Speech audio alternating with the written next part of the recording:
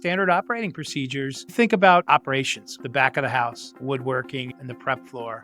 It's every area of your business. If you want to be a profitable organization, you've got to have guardrails in place so you don't drive the car off the road, right? It's not a glamorous, sexy topic, but man, if you are on a quest for profitability, running an efficient operation, this just has to be part of your DNA. It touches on your quality control, right? Whether you're a startup or an established company. It touches on your client satisfaction for sure, because they're the recipient, but don't overlook the fact that it touches on employee satisfaction. SOPs matter to them too. If you're listening in thinking, oh, I'm not a manufacturer, I'm a salesperson, it doesn't matter.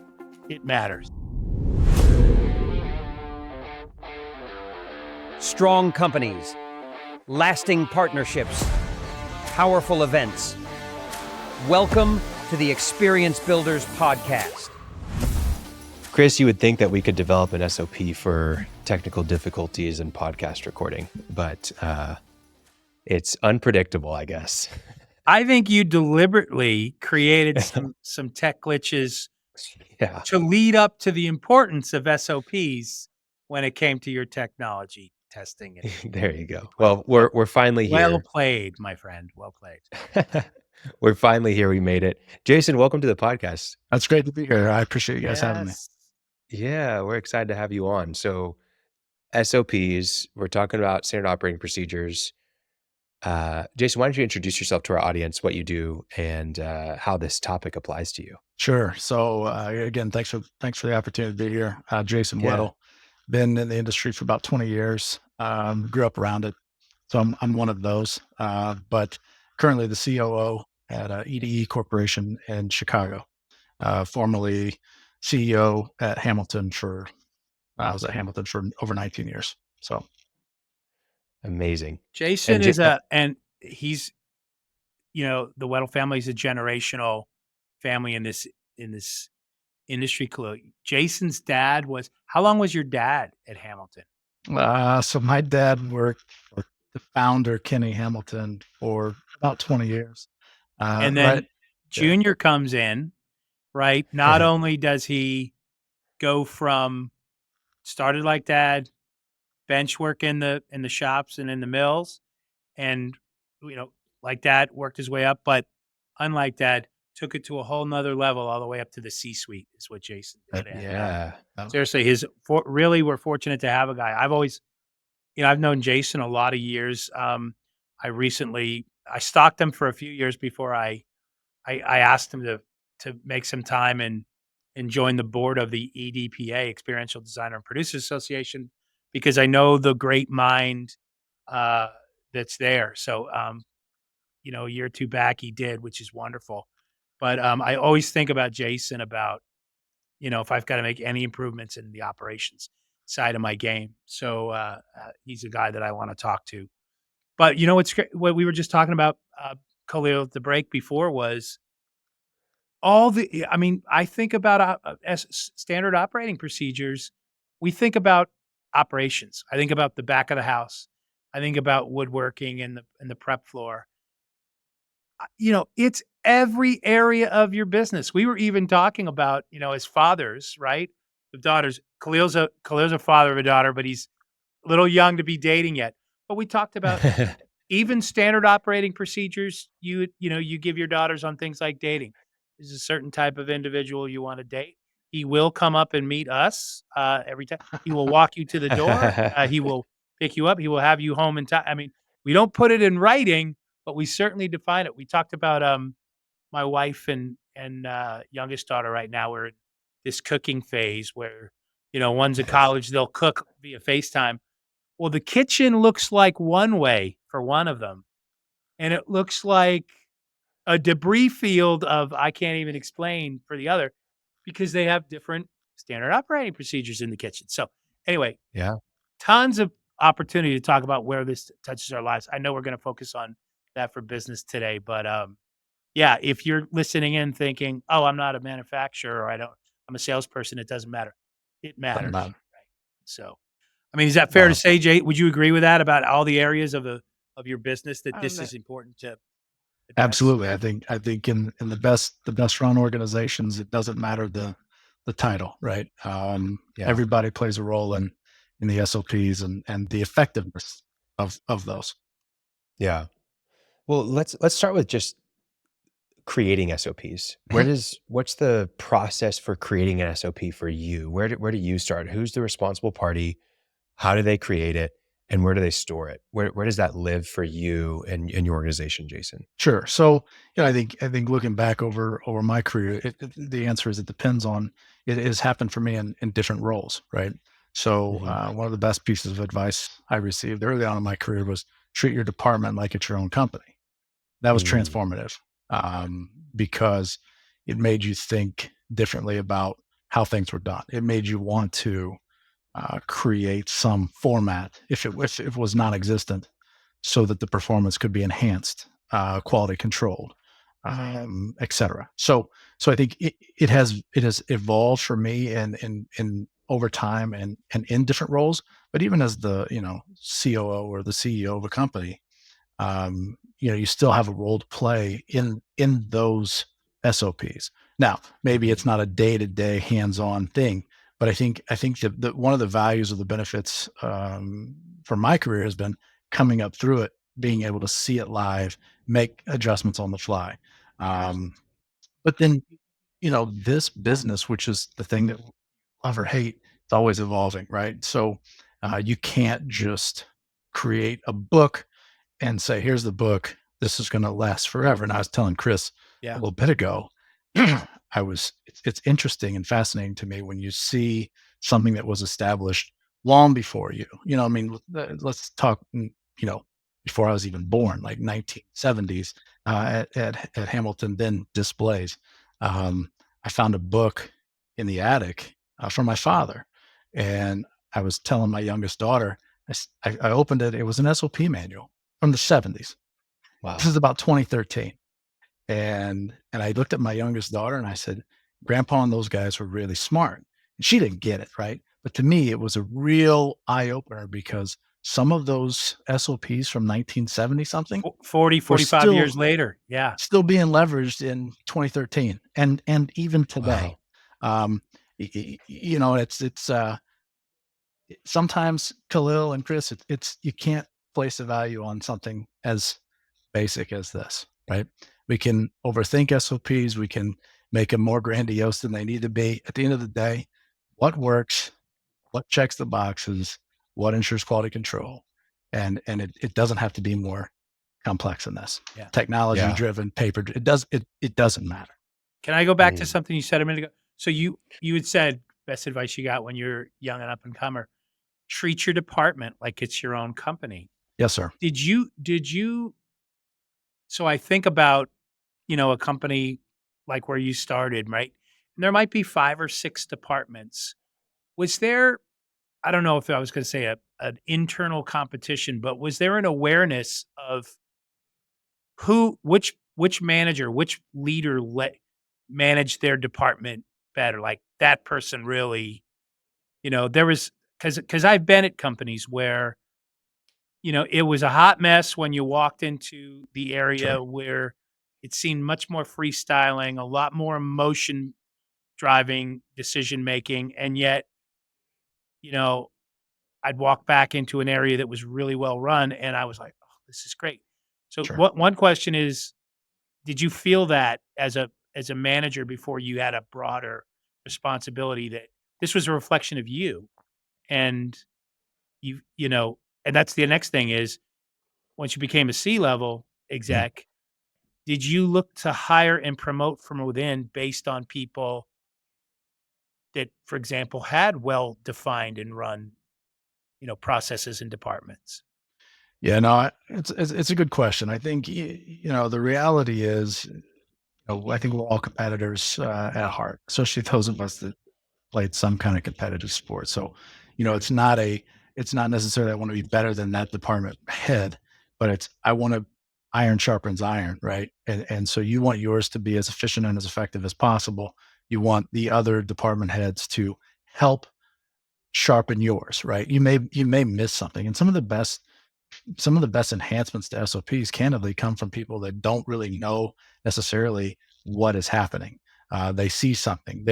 they're inquisitive. They ask, why are you Yeah. doing this? Or better yet, why aren't you doing that? And that could be a different department. That could Yeah. be candidly one of the newest employees that you have with no knowledge or experience of the industry. But if they're willing to ask those questions, if they're willing to challenge that as the department head, as the C-level leader, as whatever the role is in the organization, it does cause you pause, and it forces you to think differently about the things that you have been doing or are currently doing. That's a great thing. The second part of your question, Chris, I think it really boils down to again listening, right? Being active and not being so set in your ways. Like I said, you can't. SOP should not be a book that is written once and then shut for good. It's a living document. It has to But be accessible. don't you find, I've been to companies, it's exactly what you just said. Once they complete, oh, thank God this is done, right? And I don't know that anybody ever reads it. I don't know that there's a structured way that it's regularly talked about or It, evaluated for updates. But you're right, it's a living, breathing part it of the has to ecosystem. be. It has to be. And I think you remember the Larry, the cable guy, I think was his name, and he'd always say, "Get her done, get her done." And and I think that's the wrong mindset. It's get it right, because honestly, it's not done until it's right. And if you have a book of processes that exist and have existed for years, you might be done, but you may not be right. It speaks to the evolution of not only the client side, but the industry as a whole, right? So, yeah, I think it can be that it can live on a shelf, and I wish you well, but I think the best organizations are constantly, and you don't change it for change's sake, right? But again, back to something so simplistic as this. Yeah. Show me something that's better than this or more effective than this. And to date, in my 20 plus years in the industry, I will tell you, I haven't found anything that is more accurate or better than this, which is And crazy. what you got the visual, and some people may be listening to this. You're just showing a pen, right? Yeah, just a highlighter. A Right. highlighter. Yeah. And so how do you use the highlighter? Can you give us some like practical, what does Sure. that look like? Sure. So, I mean, I think it serves as a quality control step. I think in the course of SOPs, and I think SOPs, they can't be so robust that you can't get work done. They can't be so minimalistic that you make mistakes. So, you try to drill down to what are the key components, what are the most important steps, and then what are the tools that you need. That's why I keep leveraging this highlighter pen, because, again, you think about the evolution of technology. And I remember years ago, barcoding, when barcoding was really hot, people thought, oh, this is going to change the game. And for some, maybe it has. But I think in our industry, in my experience, right, I can't speak to other houses, but in my experience, barcoding, it was too easy to make shortcuts. It was too easy. And then you want to blame the system when in reality it's human error. So you go back to the basics. It's the blocking and tackling. I like to talk, right? It's what are the fundamentals? What got you here? That's the thing, Khalil and Chris, that blew me away the most about that process from 1970 something was they talked about it. Use a highlighter, highlight off the asset as you're checking it in or as you're checking it out as a means of quality control. So we've seen technological advances that didn't achieve that same level of quality control. Yeah. Sure, it was great to have, but you could circumvent it. This you can't. If you didn't highlight it, you didn't ship it, or it's not ready, or whatever. Right? I mean, it seems very elementary, but again, I think that's the secret sauce is don't overcomplicate an SOP. Just drill down to what's necessary, and be open to changing that. Right? If the highlighter changes, it changes, but it better be as effective as what you've got. When you just said secret sauce, you triggered a thought. There's a business advisor, I know Khalil's worked with, and we've done a show with him, Martin Holland. He sent me, we talk about standard operating procedures in a conversation. He sent me a one page, what the SOP was for a person working at McDonald's to make the Big Mac. There Sure. were 53 written steps about mega, and there was, so it was a page of, and it was kind of a blow up schematic of everything in there, Sure. So the order you put things, when you got to the pickles, two, um, I forget what the word was, two standard size pickles laid side by side. If pickles, next point, if pickles are smaller than standard size, three pickles should be used in your, and like for literally every single step. And you go, well, why is that important? Because the brand, what the brand is selling is 100% consistency of that product, Right. billions anywhere in the world. And so here's my question to you. We're we're shooting for standard operating procedures in companies like ours, Mhm. and yet almost every project is customized. Yes. Isn't it challenging to try and figure out standard operating procedures for custom one-off solutions? I think again that therein lies a potential trap. Yeah, what we do is custom. Well, that's what we Uh, do here. We lay traps for our guests, Jason, and really everyone's listening and taking notes I, about whether I, you I, pass this test. I appreciate that, Chris. No, I think again, yeah, it's custom, and yeah, our industry is the experiential marketing, but other industries, manufacturing, it doesn't matter. Pick one. I think back to your comment about McDonald's, right? What you have to do is, to me, that 53 steps is outrageous. I get the consistency, and you're right, that matters. But what's- where I have found the most success in my career is you boil that down to a one-page document with maybe 10 bullets. That's it. So you, what is again, talking about standard operating procedures. So yeah, while it's custom, there are certain aspects that happen irregardless of whether it's, custom or Yeah. whether it's, a multi-thousand unit process. Yeah. Identify those standard pieces. What are the most critical? What matters the most for success, for failure, for quality, to ensure quality? And then once you get to that point, and sometimes, we talked about a book earlier. Sometimes you've got SOPs for every step throughout the process. Like if you're doing inbounding, maybe you have 10-step Yeah. process for inbound, a different one for outbounding, a different one for setup, a different one for for sales, a different one for accounting. What are those critical steps? And keep it simple, right? Again, we have a tendency to overcomplicate everything. At the end of the day, we're not saving lives here. Thank God for those that are, but it's not us. And Yeah. and sure, for our clients, it's that important. But if we can focus on those basics that don't respect the fact that it's a custom or not, you have something you can build on. Again, it's the fundamental, the blocking and tackling. And once you get those identified, that's the real work, I think, is Yeah. is what's those standard steps that happen every single time that ensure success. I think to your point, Chris, Yeah. the audience also matters. Like, I think if the Big Mac, you might have a 16-year-old making that Big Mac, and maybe you do need all 53 steps for the training. Well, I And think for if the audience of yeah, the SOPs in your company, a lot of times you've got a project manager who's been doing this for a long time, but they just need to do it our way. Yeah. You don't need the 53 steps. Right. They're intelligent enough to think on their feet, to problem solve. Right. And so you have to take that into yeah, consideration. that's a great point. If I'm hiring one or two people for position at my company, I can, to Jason's point, I can have 10 steps defined. There's going to be a certain amount of supervised interactive training with Mhm. a veteran person or a manager, and there's some things you're going to show that aren't going to be in writing, and hopefully you're going to learn, and you're going to be able to decide if they learn or not. But if I were going to have thousands of employees in thousands of locations in Yeah. a high turnover job, I can see why it really has to be over communicated in writing. Yeah.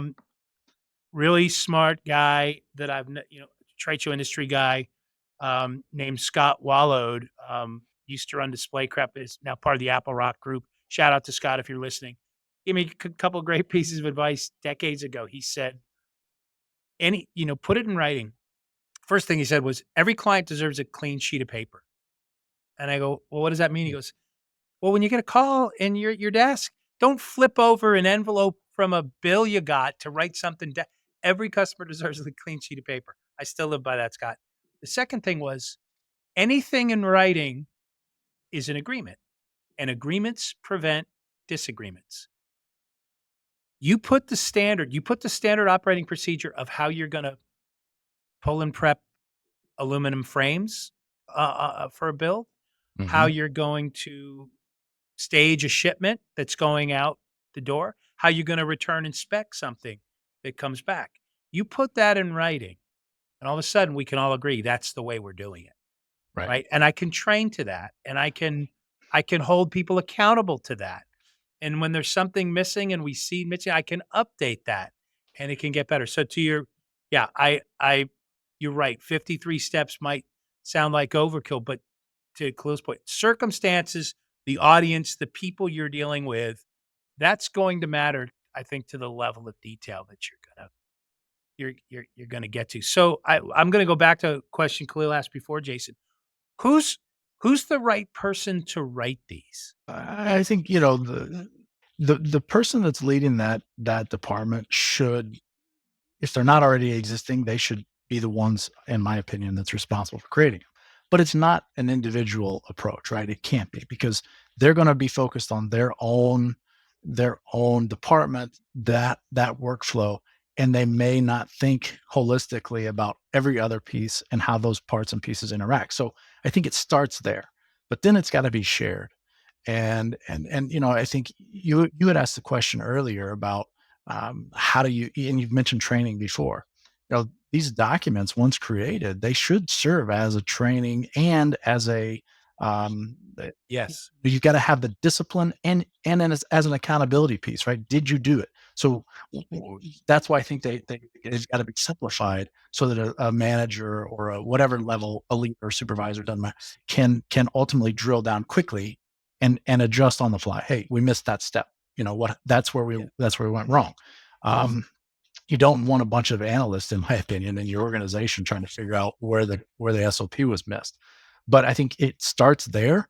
And then one of the lessons I learned again in my career was, you talked about, do you look to promote from within, or how do you keep those SOPs intact?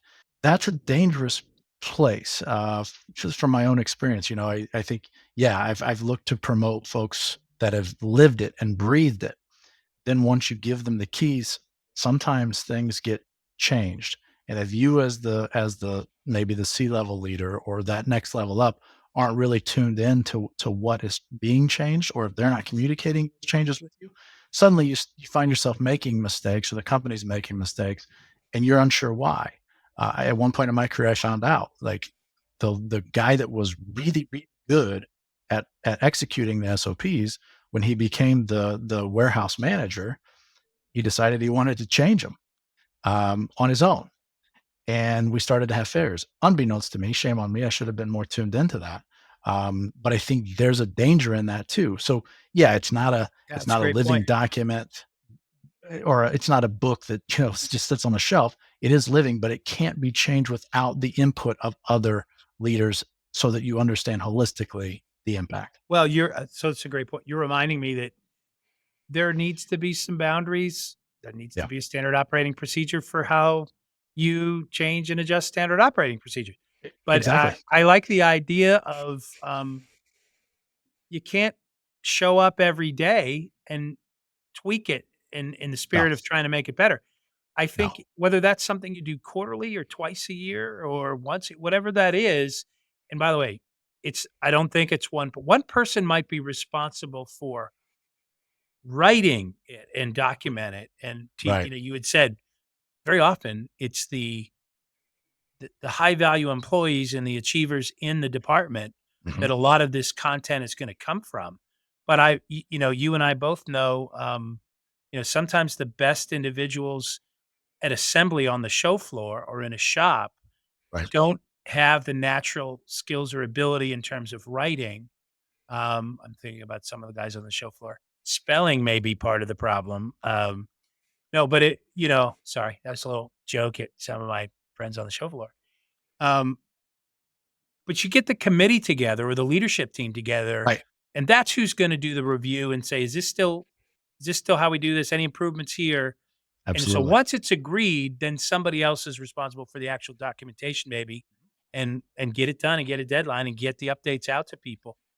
But I do, I will tell you, we're not good at building the review of those. Sure. We know how we do things, but we're not good at building a regular review of updating, to your point, because the stuff that was 45 years old is still working for us, even though there might be technological advances that would allow us to do it more efficiently or Yeah, and I think unfortunately that those reviews happen when there's a failure, right? when I there's mean, a that's fit. Yes, typically when it exactly. happens. I think you're better served, to your point, to build in a review period so that it's not a failure that you have to try to fix, but that you're staying ahead of those. And back to your custom question, Chris, I think there are occasions, and there have been occasions in my career where the SOP for a certain client is different than the SOP for the organization, right? That's how you can Wow. achieve some of those custom elements because you know that that client needs XYZ while everyone else is ABC. You Great better point. be able to augment your SOP for that specific customer to again provide that same quality And control you and agreeing to do it XYZ way yeah, may very well be why you got that account, that relationship, because they wanted a very catered, that's right, specialized set of deliverables or methodology or whatever that right. case be. Let me ask you, do you recollect can you give me any examples of you were in a high flying, hard charging, fast paced operation and there weren't good standard operating. You were just relying on great people to reach into the gray and wear 6 hats, and you knew it wasn't sustainable maybe, but it was what you did. And by the way, don't you think a little bit of that happens every time we hit a 3-month busy run? People find a way to, we don't have SOPs for that volume, that reckless pace. But anyway, do you have any examples where you can recollect where you go, "Yeah, nope, I remember we felt I do. the absence of it." Yeah, I do, and I think, I'm trying to think of a good example for you, but I think the best We'd way I like you could to name describe names, name and names, well, people and it company. what No. what's funny is one of the most legendary one of my most favorite people in this industry, he knew and still knows how to do all of the work required to provide a quality product to the customer, right? Um, but what had worked for him for a number of years got flipped on its head when I showed up. In fact, he was positioning himself. He wanted to be the warehouse manager. Okay, I show up from outside as the warehouse manager, and I spend some time with him. And based on my experience and knowledge within the industry, I started to challenge some of those things, and we worked together and got to a better place. But I think, of course, it's you again, this is why that review is so important, and the ability to be nimble in this industry, you can't understate. Because again, whether it's my client, whether it's for the company, um, those processes have to change when and if needed, but not because it's fun or sounds cool or candidly because your competitor's doing it that way, right? Like there's no real Yeah. secrets. There's no real secrets in this business, but I think it's, are you disciplined and can you hold folks accountable appropriately to ensure the outcomes that you need? That's really where it comes down. We're talking Yeah. about we're talking about standard operating procedures with Jason Weddle of EDE, why you need them, what kinds of things should be included, how to keep them updated, where do you store them, and really all the different areas of a business that we know it touches. It's not a glamorous, sexy topic, but man, if you are on a quest for profitability Mhm. and you're running an efficient operation, this just has to be part of your DNA, right? I mean, Khalil, what are we missing when we talk about Well, why this is so I've got a few important? things. One, Jason, I'm curious. You had mentioned that you found that manual of SOPs in the Yeah. attic, or that's kind Yeah. of what I envisioned. I don't know if you said attic, It was. but okay, yeah. So where I'm sure you're not using that exact same manual from the attic Right. every single day on the shop floor. So where is that today? Is it in the box or drive or wherever? What does it look like now? Is it printed out sheets that you pull for each project? What does that look like? So good question. So right now, the way that, and even in my past, the way that it works, you've got printouts, right? I mean, I think some Okay. of the folks on the shop floor in your warehouse, they need a physical copy, whether it's, an iPad, maybe even. Yeah. So it's, but there has to be something accessible for them in their workspace. Then the rest of that stuff has to live in the cloud or on your server somewhere, right? Like you've got to be able to go back again to make those tweaks and modifications, and then it has to update everywhere. So if you do that there, you're printing out new stuff for your shop floor folks. You are constantly constantly updating. But I think it lives in a couple different places, and I think that's okay, because the challenge that I've always issued to my team is, look, if you're asked to do something and you see a different approach, write it down, mark it up, and then let's have a conversation. And then we can easily go back and tweak that and reissue it if it's the right move. So it does need to live in a couple places, in my opinion. And I know, again, technology is great, but the reality is the guys and gals that are out there doing this work, they may not have access to an iPad or a cell phone or whatever, Yes. but they can go right to the job board or right to the, whatever's next in the queue and say, oh, okay, these are the projects that are next, but right here is my reminder of the SOPs. Yeah. No, that's great. I think the big thing that that you mentioned is having that access and that physical copy. Um, I think if someone's working a desk job, then having it on the computer makes Yep. total sense, and using some of that technology Sure. is infinitely easier. I Sure. think when you are in the field, you're not going to be able to use the highlighter that easily if it's not printed out, right? Right. So I think that's a great example and thing, a case to make. I think another thing that comes to mind with a lot of these processes that have like a desired output. Hey, at the end, it needs to look exactly like this. This is how you assemble this. It's really helpful to have videos. What do videos look like for you guys in SOPs? Is that something that you're creating? Great question. Absolutely. Yeah. It is a great question. I think, that goes back in my mind, Khalil, to how you're onboarding and training your teams, right? A lot of people learn better from watching Visually. and seeing Yep. versus hearing or reading. So, if you can educate them and again, have the person that really understands intimately those SOPs, create a video or even put one of the best things that we did was we had physical pieces in our facility that looked the same, right? They looked Yeah. identical, and and we used it very successfully in the hiring process. Take someone back and say, "What do you see here?" They don't know the right answer. What's good and what's bad. So if someone would say, "Oh, these things look exactly the same to me," I instantly knew that they weren't detail focused enough to work in our business. But if they would say, "Well, I'm not sure about this, but this might be wrong or this might be wrong," now all of a sudden you know that they're paying close attention. They will want to learn and understand what those SOPs are, Yep. and you can leverage that going forward. So that was a great Yeah. thing. We had So Khalil, we did an episode. I mean, Khalil was an early reminder in my life about when we started on this, about making time to do those things and ultimately creating a guide, right? Mhm. That just imagine, you could do that as well. We were talking about doing it for the customers. So if ultimately your website it starts off with 5 tips and 10 and 20, and then you have 220 things. Any question that a customer could end up asking you about what you do or how you do it or what your offers are, they literally you can send them a link and say, this is what we Mhm. do or how we do it. And that is so powerful. I think most people are visual learners nowadays. yeah. Yeah, I So mean, what's the old adage of a photo's worth 1,000 words, right? So we talked about a 53-step SOP. Yeah. Drop in a Yeah. couple photos and cut that thing down, right? I mean, make Exactly. it easier for the end user. I Yeah. forget the source. It's like Business think Magazine. They say that the human mind responds 68,000 times faster to a picture, to an image than it does to words.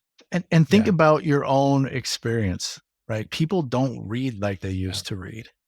They just don't, right? Everything's while things have become more visual, it's not about Yeah. a novel of SOPs. It's about what matters and how can you articulate that in the most efficient manner possible. Yeah. Because again, I think it's changed a lot over the years. Absolutely. I think personally, my opinion is that both the video format and even if it's just you talking, even that video format can help a lot. Yep. But it's important to also couple it with the writing. I think a Yes. lot of times maybe there's a video that's 7 minutes long, but if I had the writing there, I could scan to find my question Mhm. and I could look at that SOP and I could be done with it in 15 seconds. Yeah. So I think that's a really valuable piece. Also, if you are using technology and have them in the cloud, videos aren't necessarily searchable, Right. but when you have the text there, you can search it and find the Yeah. answer to a question much more easily. I think access is a really important aspect of SOPs. Like Mhm. if you build it and then you just have it on the shared drive that only 3 people on the team have access to, no one's ever going to use it. Great point.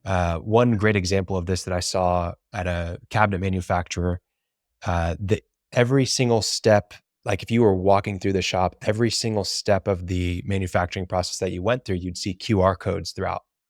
And all you do is you scan the QR code and the video pops up and shows you Nice. exactly how to use that machine, Nice. exactly how to, what at this station, this is everything that you can be doing. And sometimes you'd scan it and it would actually pull up multiple different videos and you could choose the one that you're actually looking for. But I think the access piece to SOPs is really important because I know there's people that have built SOPs before and then they're just filed away. Correct. So Yeah. yeah, I gotta have wanna access. I wanna be conscious of our time. I know Jason's got a hard break. He told us early there might be some podcasters, at another channel that he likes better than us, Khalil, that he's gonna have to break away and talk about. But, listen, this has been fantastic. Just a couple things I wrote down on this subject of the importance of Yeah. standard operating procedures. This is gonna impact your hiring and your training, your ability to onboard and train quickly. It your selling methodology and behaviors, the accounting work, order Mhm. writing, billing, how we solve conflict resolution. Is there a written procedure of how we solve problems when client comes back from a show, they had a bad experience and they're asking for something? What's our process to address for that? Obviously, the shop work, right? How to use the mill equipment and pull in prep procedures, and even when we take breaks, right? There's a written Yeah. procedure of when and where and how, and safety protocols, injury Right. response and treatment. I mean, there's literally everything. So, um, I love that, and for me, people that follows those things help me identify some of the most promotable employees to the next level. It helps me identify critical thinkers and problem solvers, people that listen and care about our values. So, And last question I'm going to ask you for two, and then I know we got to let you go. If you were a startup company, 3 years young and listening to this right now, I'm curious, what tip would you give them on where to start on procedures? They don't even know what they need yet, maybe. And then the second would be larger, more well-established organizations, maybe that have them. Any suggestion of what they should be thinking about for improving their SOP protocols? Uh, I think, if you're a startup, I think you need to find someone, right? Whether it's a consultant, leverage your network, find someone who has been through this before and can help you at least get a baseline. Yeah. That's what you need as a startup is just a baseline. How do we move from A to B? If you're an established organization, I think that the challenge is how do you challenge the status quo, right? Again, some of this stuff has been around for a long, long time. Does it still make sense? Does it not? How do we tweak it? Who's responsible for making those adjustments? How do we meet as a team and discuss those? Ultimately, Chris, I think I want to go back to something that you said earlier, and a couple more key points that really I think where the rubber hits the road for SOPs. It touches on your quality control, right? Whether Yeah. you're a startup or an established company. It touches on your client satisfaction for sure, because they're the recipient. but don't overlook the fact that it touches on employee satisfaction, right? If an employee knows what's expected of them, if they know, how they're expected to perform, how they'll be evaluated on their performance, SOPs matter to them too. Absolutely. And Yes, they do. and ultimately, for all involved, it touches your profitability, right? If you want to be a profitable organization, you've got to have Great point. guardrails in place so you don't drive the car off the road, right? You're going to hit them from time to time, but you don't go over the cliff, right? It's a guardrail for you. Yeah, at any size or tenure, That's all right. of those things matter. Those are great, That's right. great points. Jason, I can't thank you enough for making some time to sit with us today and talk about this. Experience Builders listeners are used to, hearing from some of our guests, and obviously some are really valuable, and others, maybe not something in their daily lives. This is a conversation I think people are going to be able to take out and listen to, and they're going to be thinking, by the time I finish listening to this driving into work, I got 3 people I need to talk to at my company about some improvements we want to make. So thank you for making the time and doing this for the Yeah, entire thanks for your time. My pleasure. Nice to be here again. Thank you so much. Yeah. and No, we'll have you back for part 2 of this. So sounds Khalil, take us home. Anything else? All right, that's it. Appreciate you, Jason. Thanks for your time. Good Likewise. to see you, Thanks, sir. gents. Thanks for tuning in to the Experience Builders podcast. Don't forget to follow us on Spotify, Apple Podcasts, and subscribe to our YouTube channel for more great content. Visit our website at crewxp.com to learn more about us. See you in the next one.